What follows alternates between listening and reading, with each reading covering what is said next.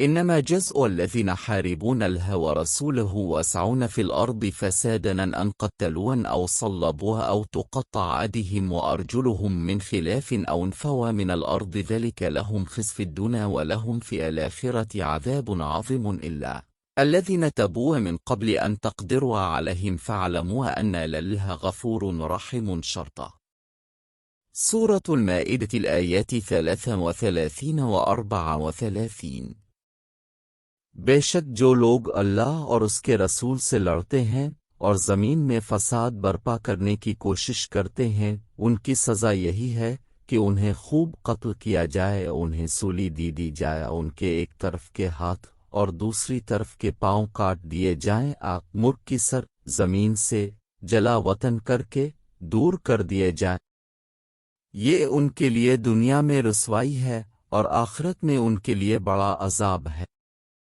मगर वो कि जिन्होंने तौबा कर ली इससे पहले कि तुम उन पर काबू पाओ तो जान लो कि अल्लाह बख्शने वाला मेहरबान है। सूरह माइदा आयत 33 और 34। Verily, those who fight Allah and His Messenger and try to cause mischief in the land, the punishment for them is that they should be put to death, or they should be punished, or their hands on one side and their feet on the other should be cut off, should be given or removed from the land. It is a shame for them in this world and a great punishment for them in the hereafter. But those who repent before you overcome them, know that Allah is oft forgiving, most merciful. Surah Maida verse 33 and 34।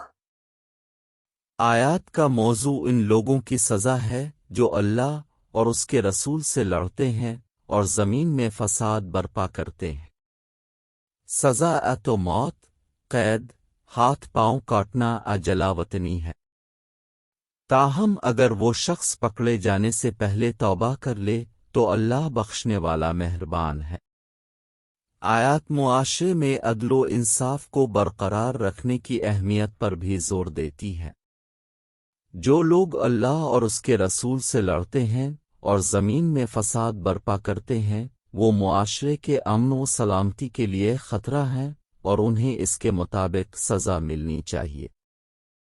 ताहम आयात से ये भी मालूम होता है कि अल्लाह रहम करने वाला और मुआफ़ करने वाला है, और जो लोग तौबा करते हैं उन्हें मुआफ़ कर दिया जाएगा।